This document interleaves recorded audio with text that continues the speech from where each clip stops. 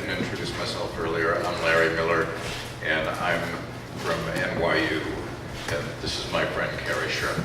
Hello. You can clap. Cary is the chairman and CEO of the RIAA, where he has worked on behalf of the recording industry to influence public policy for, let's just say, a couple of decades or so. Four and a half. Okay. Cary will, can I use the R word? Yeah. Retire from the RIAA at year end, and I think it says a lot about MIRA and its mission and membership, and even more about the importance of public policy and its role in the music industry, that Cary is here, and that we're going to have this chat now to kind of wrap up this pretty amazing conference. Cary gave a really stirring talk, I have to say, at MIDEM a couple of weeks ago. This conversation is really modeled after that one. And so in this talk, we'll look back and we'll discuss lessons learned over these several decades. We'll talk about the Music Modernization Act, and we will look ahead. So first of all, Cary, what is music policy anyway? And what's your role been in shaping that at the RIAA? So, when I talk with people in the music industry about what music policy is, I try to put it in a way that they will understand that it has an impact on them. Music policy is deciding that radio broadcasters don't have to pay artists and labels for their music. It's deciding that YouTube and other tech platforms don't have to actually license music. You can put it up there and they can make money on it for as long as they can, but if they take it down, then they have no liability. It's deciding that rates for songwriters will be decided by a court rather than negotiated in the marketplace.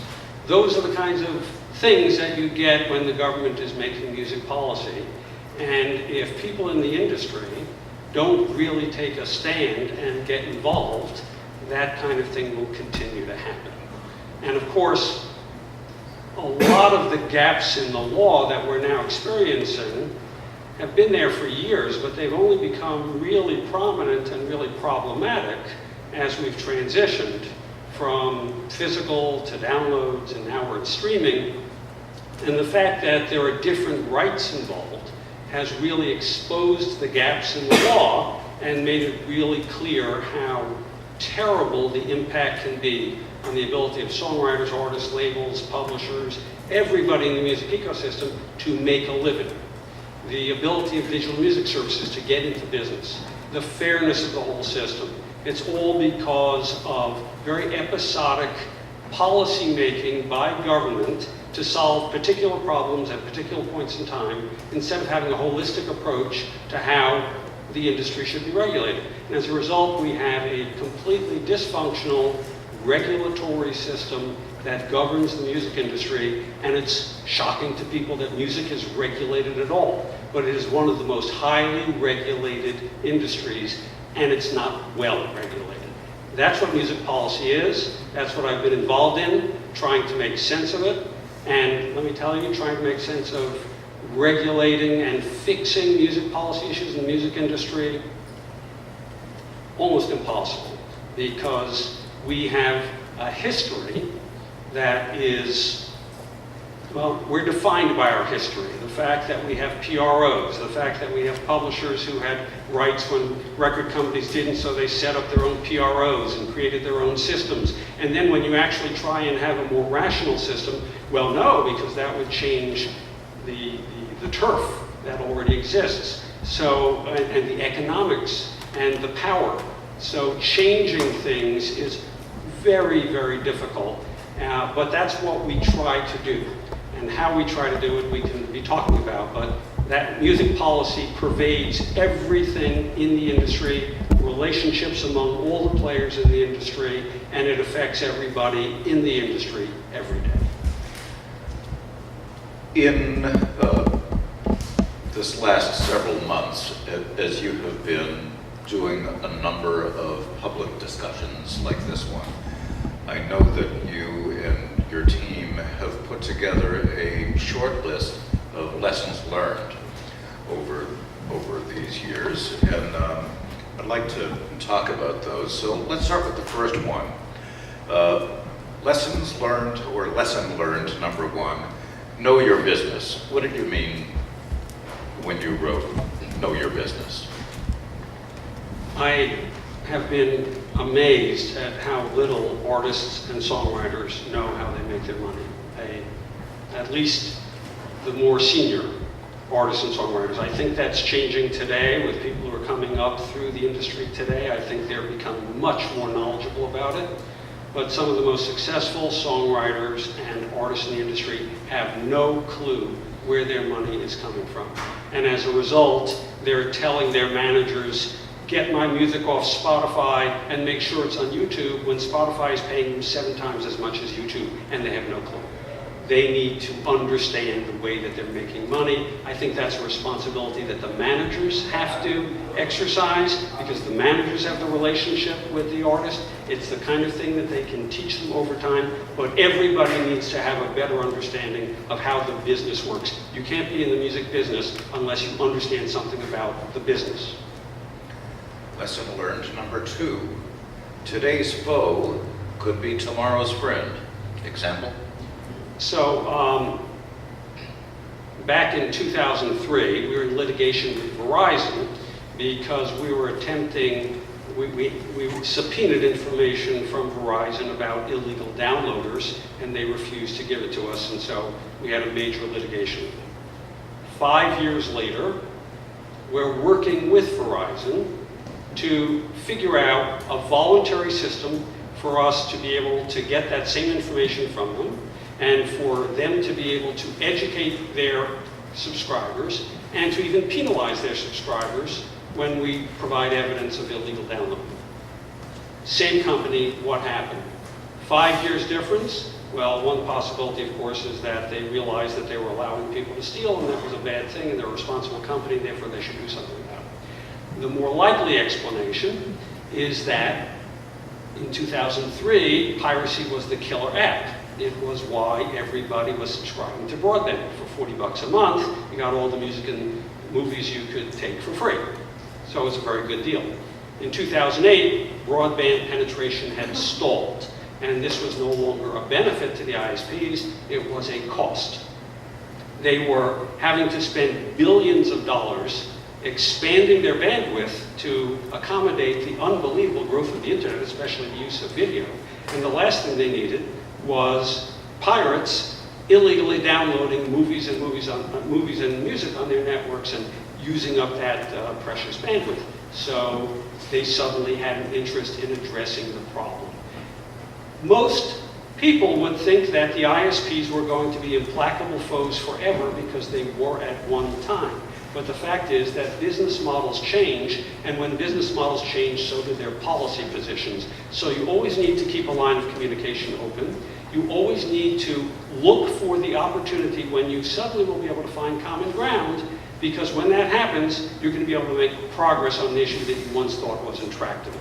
We now have a great relationship with the ISPs because we have common interests, and the same thing is going to be happening with other players in the music and tech ecosystem as we go forward.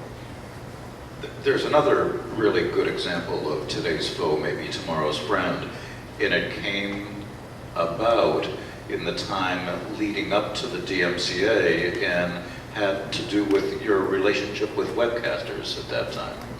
Yes. Can you talk about that? Yes.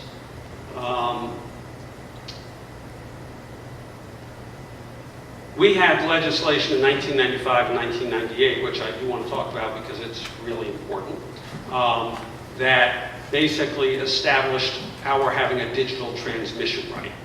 Along comes in 1998, literally overnight, thousands of internet radio stations online. for fun, for profit, but they were just doing it. There was no license, there was no permission, they were just webcasting music, and there were lots of audiences. They didn't pay us anything, they never asked for permission, they didn't pay us anything. We realized that this was something new that we needed to get a handle on, otherwise it was going to completely spiral out of control, and we would never have any ability to do anything about it or monetize it in the future. But to sue thousands of individual webcasters is almost impossible. So how do you enforce your rights? How do you establish your rights? Well, it happened that there was legislation moving through Congress at the time. This was 1998. And so we saw an opportunity to negotiate a resolution with them, which was to give them, to make it clear in the legislation that we had a legal right, but that they would have a statutory license, that they could just use the music without having to actually negotiate licenses, and we would have a payment structure that would be established in the law, and as long as they paid the royalties and abided by some rules, they would be legal. So overnight, we were able to create a system where they were legal, we started getting paid, nobody had to sue anybody, and we had a whole new industry and a whole new mechanism for people to get access to our music. It was a total win-win, and you need to be looking for those opportunities. So you were just talking about 1995 a minute ago, and I think that speaks to lesson learned number 3, that timing matters, and it's critical to look ahead and secure the rights that you need before you actually need them. What about that? Okay, if there's any one lesson, that is the most significant. You have to be ahead of the curve before the opposition will arise that will frustrate your ability to protect your rights. If you don't protect your rights, I promise you, users will fill the airwaves, the internet, and everything else with music without paying for it, because that's what they do. I mean, if they have an opportunity not to pay creators or to pay creators less, that is what they will do. So back in, this was... was it before 95? Yes. We had been trying to get a terrestrial right for sound recordings from radio broadcasters for years. As everybody knows, we've been unable to do that. But it was clear early on to us that even though we couldn't get a right against broadcasters who were using analog, there might be a possibility to establish a right for digital transmissions, which hadn't yet happened. Because we thought that in the future, there might be digital mechanisms by which music was going to be delivered. We thought that it could be coming from satellite. We thought that there might be ways to beam music into the home.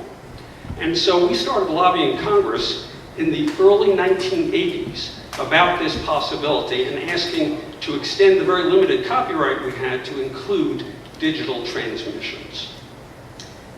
It took a long time, but we got the right in 1995 and again in 1998, and it established that we would have this digital transmission right, and because we did that, and because we provided an exclusive right where there was an on-demand transmission, in other words, not a subscription, well, not a broadcast style, as in internet radio, but where there was on-demand, where the user was saying, I want to listen to this particular song, we would have an exclusive right.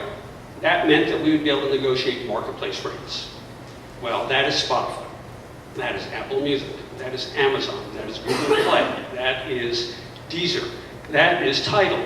That is everything that Josh was talking about today, which are the subscription services that are the bulk of our revenues today, and it was all because we thought that something might happen in the future, and we had an opportunity to improve the law before those digital music services came into existence that would have opposed it and would have been able to kill it. By being ahead of the curve, we were able to get legislation passed that is now the very basis of the industry's future and growth. Everybody has to be aware of the need to close the gap in your rights before the gap becomes obvious. lesson learned number 4. Fixing the problem yourself beats whatever the government has in mind. That's for sure. So one example that I gave for that was the lyrics controversy, where, Tipper Gore and the Parents Music Resource Council decided that we would need to label our songs about what could be sold and so on and so forth, and we came up with a voluntary system, which made all the difference in the world. And by doing it voluntarily, there was no government compulsion, and we were able to avoid a problem altogether. But another example was when the industry was trying to launch subscription services in 2001.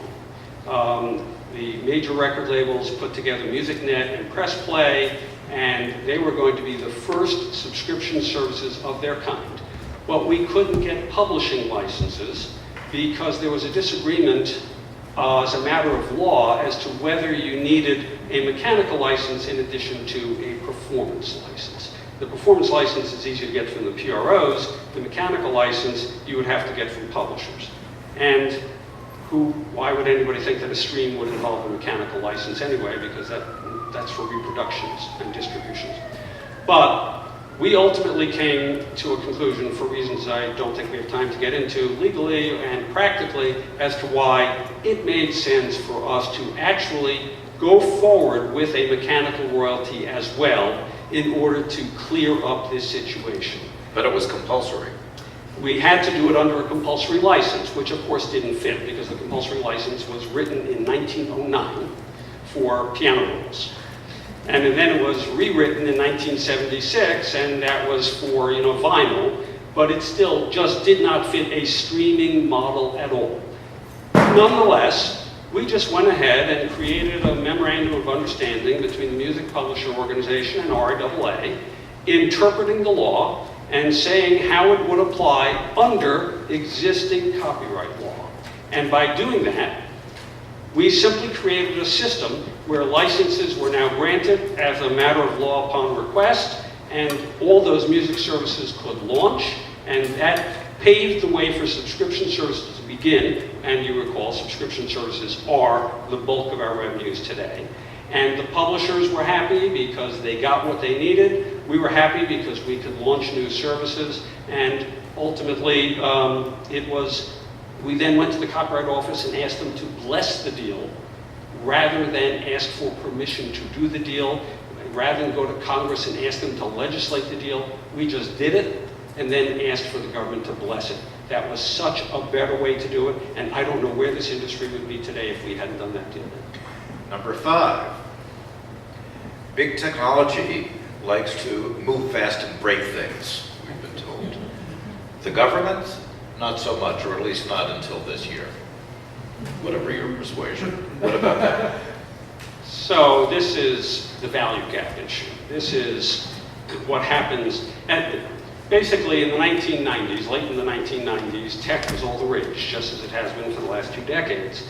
And Congress wanted to do everything possible to make sure that tech could innovate and grow without having to worry about copyright liability. So they created a special rule. One was in 1996 under the Communications Decency Act, which basically said that a tech platform was never responsible for anything that its users put on its platform.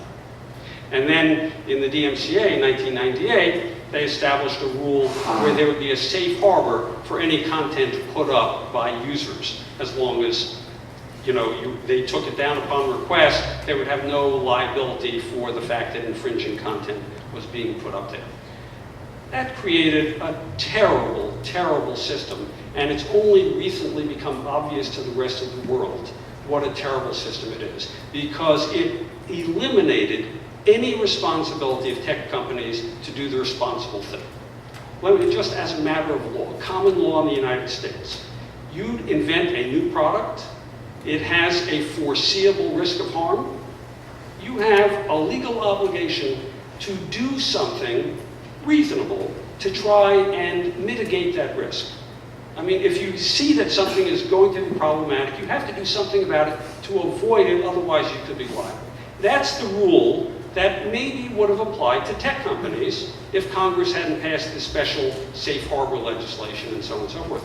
But by doing the safe harbor legislation, they disincentivized the entire tech community from ever doing anything to address issues on their platforms. That's why we had human sex trafficking going on Google and Backpage and everything else, and nobody felt any responsibility to do anything about it. In fact, they didn't want to know about it, because if they knew about it, then they might have an obligation to do something about it. So we created all the wrong incentives in the law. And that's why we have Russian meddling, that's why we have fake news, that's why we have people selling opioids illegally with nobody taking any responsibility to address the problem. That's why the internet has become a zone of lawlessness. And it's just a lesson. Congress ought to be thinking about tried and true and tested principles rather than just giving people disincentives to even worry about what how to behave responsibly in a civilized community. Talk about unintended consequences. Finally, lesson learned number 6. Hang together or hang together. So that was basically a plea for thinking about music as an ecosystem and as a community, and not as a series of separate fiefdoms with separate interests. When I was raised in this business, my very first responsibilities were anti-publisher and anti-songwriter. That was what we did. We fought with each other. We did not talk to each other. We didn't have relationships with each other. We just, did what was in our self-interest. That is such a bad policy, especially now, when the people that we have to worry about most, people like Google or YouTube or Facebook, are the most powerful companies in the world. And if we don't hang together as an industry and support each other, they will beat us every time. And as a result, we have totally transformed the relationships within the music community, where it is now a unified music community. For the last 12 years, we have been having meetings of the CEOs of the major music industry organizations every once in a while to just compare notes, to get to know each other, to have dinner together, to spend time together, to talk about why you're taking the positions you are, to the point where you would never screw somebody by just doing something. If there was an issue, you would pick up the phone and call and talk about it. And as a result, we now operate more cohesively than we ever have in our history. And we're doing it not just in the United States, but elsewhere in the world as well. And we're lobbying in Brussels together and in Congress together. And we're, filing with the Copyright Office together and with USTR together. And we're involved in NAFTA together, all as a community. That's the only way that we can survive as a community. It's the only way that we can move forward. And if there's one important lesson, it's to stick together. And speaking of cohesive action, let's talk about the Music Modernization Act.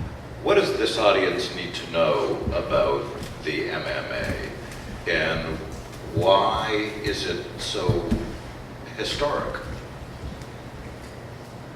It's historic for a lot of reasons. I don't know how much you know about it, so I'll give you a quick summation of what's in it. But it is extraordinarily important in bringing a lot of truly prehistoric policies into the 21st century, mostly with respect to music publishing. It will create a blanket license for the mechanical. I told you that the compulsory license was created in 1909 for piano rolls. It is still the same compulsory license that we're operating on today. And it worked okay if you had record companies putting out a song with 12 albums and they could use the mechanical license to get one song at a time licensed. But when you're Spotify and you need 40 million songs licensed, the mechanical compulsory license just did not work. What this will do is create a blanket license where With the filing of one piece of paper, you will have a right to all the music. Furthermore, there will be a collective of all the songwriters and publishers, so that the music services have to pay a check to one source. And that collective will then have the responsibility for distributing the money to all the songwriters and publishers. Right now, every digital music service does the same thing independently. So Spotify has to have its own staff in order to figure out who owns what rights, and to track down every songwriter on every, well, actually they have to track down every publisher, and then the publisher pays the songwriter, but you can't figure out who the publishers are because that information just isn't available. There is no comprehensive database of information. Everything is flawed.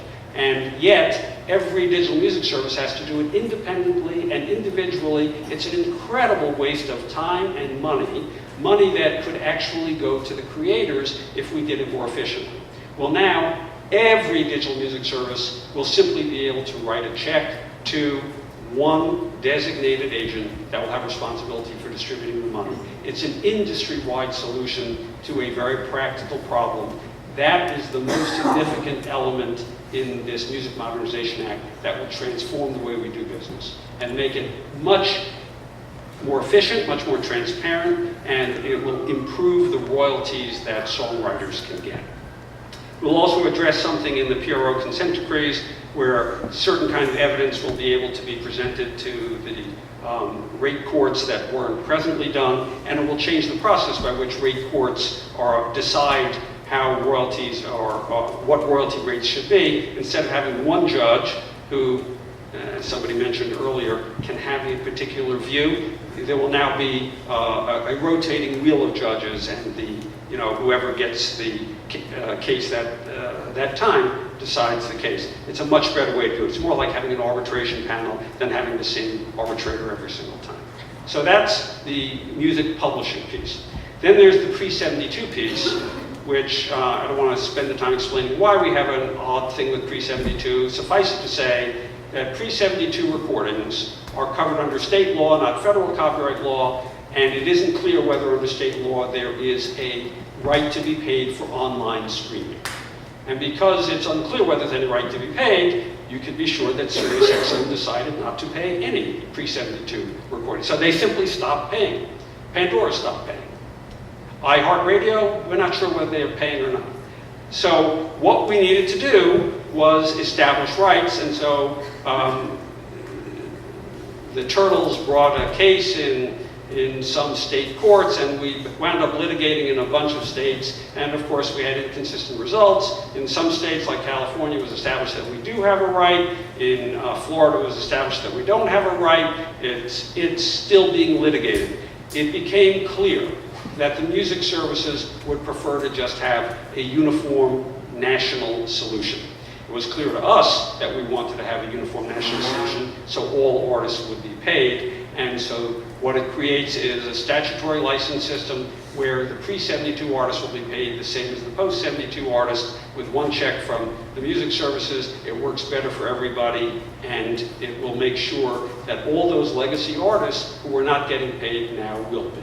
Still doesn't solve the terrestrial radio problem, but it does solve the problem for SiriusXM and Pandora and the digital music services. Could you just take a minute and talk about the process of working with the various stakeholders who had very different positions on many of these issues? Any one of them was a complex issue. It was very, very difficult, but it worked because we had been establishing relationships over the past 12 years. So it was clear, for example, that some in the music, on the recorded side of the music community, felt that we needed to get a terrestrial radio performance right. And if we didn't get that, no legislation should go through, because if legislation went through, Congress would not necessarily return to the terrestrial issue and give us that right. So therefore, nothing should go through. Others of us thought, that's crazy. We haven't been able to get that right for 80 years. We don't know when we'll be able to get it. we have an entirely different kind of negotiation going on with broadcasters now. But the idea was legacy artists need to get paid, the blanket license needs to be established, songwriters need to be findable and get paid as well. We need to make progress wherever we can, and therefore we should go ahead even though it doesn't include a terrestrial right. Furthermore, the producers got involved because producers often have payments that are obligations of artists, where they do a deal where they get a couple of points from the artist, but Sound Exchange couldn't pay them because the legislation only provides that Sound Exchange will pay artists or labels. So we had to create a workaround within Sound Exchange where letters of direction are used. This codifies the practice so that producers can get their royalties directly. It solves tax problems. It solves a whole variety of issues. So there are things in here, in other words, for songwriters and publishers, for PROs, for pre-72 artists and labels, for producers, engineers, and studio musicians. And there's also something that provides a better rate standard for what labels get paid by Sirius XM and Music Choice and some people like that. That's basically the whole spectrum of the music industry that is getting something out of the legislation. So everybody had to give a little in order to get a lot, where we all support each other in a package bill instead of having separate pieces of legislation. We all support an omnibus bill that is moving through Congress right now. It left the House with a vote of 415 to 0. That is almost unprecedented. Nobody's been able to think of any other occasion when you've had a unanimous vote on the floor of the House, especially in this Congress. We're now having lots of problems in the Senate, but there should be a markup on Thursday. I think it will pass on Thursday without any problem, and then we'll have to see whether we can clear the holds and get it through. I think with everything that's been happening, we should be able to get it done, but there remain issues. You have no idea who comes out of the woodwork when legislation is moving, but it wouldn't be able to be happening but for a unified music community that has been operating in tandem, hand in glove, with the best spirit of cooperation I've ever seen in 45 years. Thanks for that lucid explanation on behalf of everyone here. Looking back, is there any one issue that you wish that you'd played differently? I wish we'd been more attentive to the definition of service provider in the DMCA, because at the time that that legislation was negotiated, the notion of a service provider was something that was in some telecom legislation in 1996, which was passed just 2 years earlier, so we just imported the same definition. Well, at that point, we were negotiating with AOL, we were negotiating with Verizon, AT&T. These are companies that had no interest in piracy. They basically were not going to host